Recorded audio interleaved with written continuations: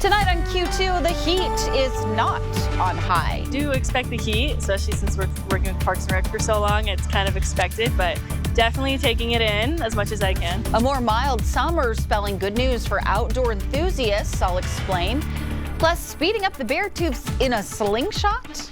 Normally people don't do this, but they will definitely go well over 100 miles an hour.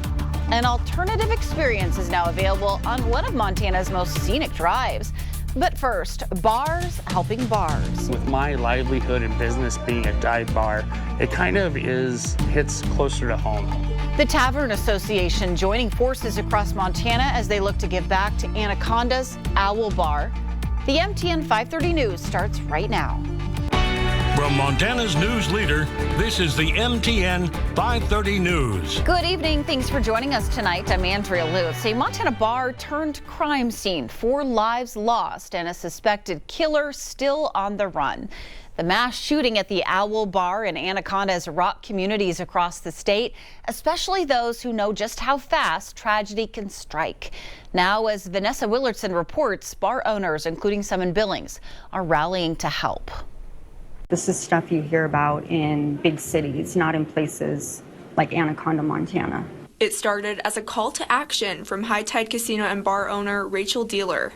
What I would love to see happen is for bars across the nation to jump on board and on August 16th donate all or even a portion of their bar sales. Now, that call to action has turned into a fundraiser with dozens of bars, businesses, and individuals pledging money to the effort. I've had bartenders also and people in the service industry reach out to me saying that they are pledging their tips for that day. And so it's powerful to watch this community come together. It really is. And I know what we're capable of. One of the bars involved is Fenway's Sports Bar and Casino in Billings. Its general manager is pledging half of the money from bar sales on August 16th to the fundraiser. My heart went out to them because it not only affects, the victims and their families, it affects everybody. Mignon Goodwin heard about the effort through Dealer. She said the bar industry in Montana is a community, and when she heard about the effort, she knew Fenway's would help out. We support each other and have each other's backs, and we love the people in our community. Another Billings bar, Reno Club, has pledged all proceeds from its liquor sales on August 16th to the cause. Club owner Skylar Buddy said learning the shooting happened at a bar was devastating news. With my livelihood and business being a dive bar, it kind of hits closer to home. Buddy agrees with Goodwin. The industry is a community. And I think that extends past area codes or zip codes across the entire state. Hopefully we can have some success on Saturday night and be able to help out as much as we can for the people in Anaconda. So far, most of the donors are from Montana, but Dealer says she just received a pledge from a bar outside of the state as well. If you are interested in donating, you can find more details on ktvq.com. In Billings, Vanessa Willardson, MTN News. A new lawsuit is challenging the governor's power, claiming he broke the law by appointing a sitting lawmaker to lead a state agency. Governor Greg Gianforte tapped Representative Marta Berkligo to head the Department of Commerce in June. She resigned from the legislature, but the Montana Constitution bars lawmakers from holding civil office during their elected term. The lawsuit says the ban still applies, pointing to 3 other similar appointments also unlawful. The governor's office says agency directors don't count as civil offices because they lack independent authority. If you've been feeling a little more comfortable outside lately, you're not imagining it. July brought some below average temperatures to the region, and so far August is following the same breezy pattern. Tonight I found out what's behind the unusual cool down and how summer groups are soaking in this seasonal shift. When the summer heat usually cranks up like an oven, It can get very high. It could be a little hard to work in those kind of conditions. Gracie Gibbons with Rec to You knows what it's like to sweat through a scorching Billings season. I stay in the shade as much as possible, and I try to make sure my staff is also in the shade. But something about this year has been cooler. than expected. Yes, very good. Gracie and her Parks to Rec campers have noticed the change firsthand. Yeah, there was a few days, especially end of July, we had to accommodate a little bit and keep things undercover. So we had to ask, has Billings officially hit the chill button? We tend to think about summertime really being about hot temperatures, low humidity, areas of wildfire smoke, and we just haven't had those this year. Q2 meteorologist Ed McIntosh says, don't be too quick to call it a cold snap. We've had years where we've had extremely cold temperatures followed by months of extremely warm temperatures, and at the end of the year, if you just looked at the line, you'd say, oh, it was an average year. But it was really just those extremes all coming together. And this year, when we're getting what would be an average year, it feels unusual. Unusual indeed. Ed says so far this summer, we haven't even cracked triple digits once. So far this year, the warmest we've seen is 99 degrees, and that was in the early part of July. And for a meteorologist who's usually tracking heat waves, this kind of weather is a breath of fresh air. The idea is, the feeling is, it's nice. Nice for all the campers at Gracie's summer program, too. Because I do expect the heat, especially since we're working with Parks and Rec for so long. It's kind of expected, but definitely taking it in as much as I can. And while Parks and Rec say their Rec to You program is up a toasty 150% this summer, visits to the pool, well, those are down about 7%. Yeah, it's been definitely a little bit better this year. It's not just the forecast showing a cool down. I checked in with Intermountain Health, who tells me heat-related complaints in July dropped by about a third compared to last year. While overall numbers aren't typically high, they say the dip is notable.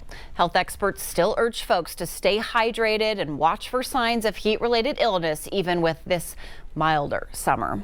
Well, part of the reason for cooler temperatures is we've been seeing a lot more thunderstorms lately, and it's once again an issue today, at least for parts of our region. With the very latest right now, here's meteorologist Jason Stiff.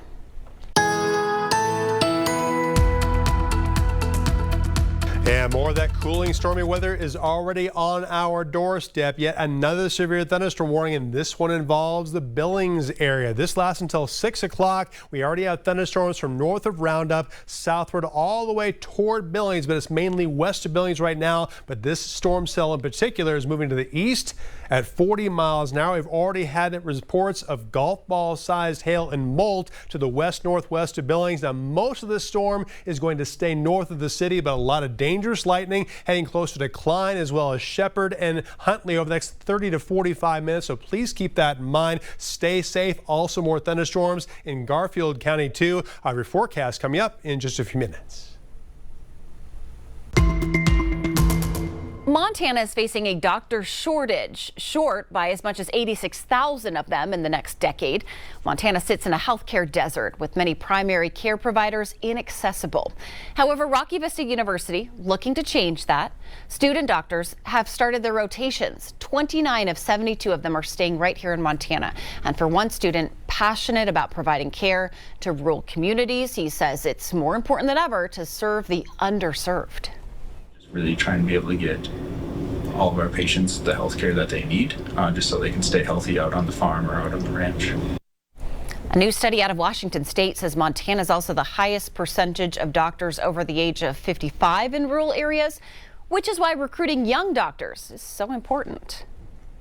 A Great Falls restaurant got an unexpected VIP visitor. Pop star Justin Bieber stopped by the Roadhouse Diner, even snapping photos with employees. Well, no one knows exactly why he's in Big Sky Country. The diner's owner says he couldn't get enough of their famous PB&J burger. Get this, a lucky customer paid about $300 for that cushion seat that Bieber was using, with the money shared between the cooks and the server. The Roadhouse has been a local favorite for 10 years, known for unique specials like the Commander and Beef burger, created when President Trump visited a few years back.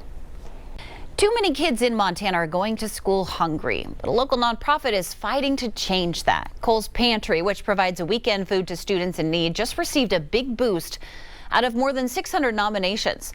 As Hannah Pettiferry reports, the money will help the organization feed even more kids across the state. They have no idea why they're coming.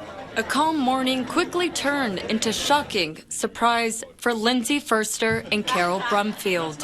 I was like, are you just kidding? Yes. Very surprised, very tickled. Are you kidding?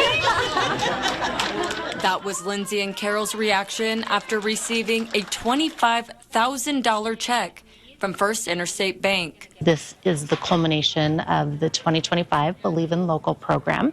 Amberly Payhut, the executive director of the First Interstate Bank Foundation, thrilled for Lindsay and Carol's nonprofit, Cole's Pantry. It's really been an important value to us as a company all these years to show up alongside community partners to make Billings and our other communities where First Interstate Bank is be the healthiest and happiest they can be. And First Interstate believing in what they will do. Everything about this organization embodies what we believe in, and that includes showing up to support our friends and neighbors, and then also active volunteerism. Cole's Pantry began in 2010 after Cole Pelican passed away and his desire for helping those in need. By the end of 2024, the program fed over 3,000 students in 45 rural communities. Hunger remains one of the most important issues that all of our communities face. And for Carol, it's more than feeding the kids. For me, it's personal. It's family and it's personal, and it's just what you do to honor somebody that you lost. While there's not a physical pantry, Cole's Pantry makes it possible for those kids to get fed. We cut them a check to buy their own pantry needs, whether that is food or hygienic products. They also get students involved. The kids at the schools are involved in helping feeding their classmates. That's part of the reason First Interstate Bank chose this nonprofit. It's truly believing in our local nonprofit organizations. And Cole's Pantry now in a position to help more kids. Thank you, First Interstate Bank. Yes. Oh my gosh. For your gracious gift. In Billings, Hannah Pettiferry, MTN News. Still to come on the MTN 530 News on Q2, slingshotting up the highway, a new and unique form of transportation now available on one of Montana's most iconic roads. We'll go out and about next, and later, survive in advance. The Billings Royals trying to stay alive at regionals. We'll have the highlights in just a bit. The MTN 530 News continues right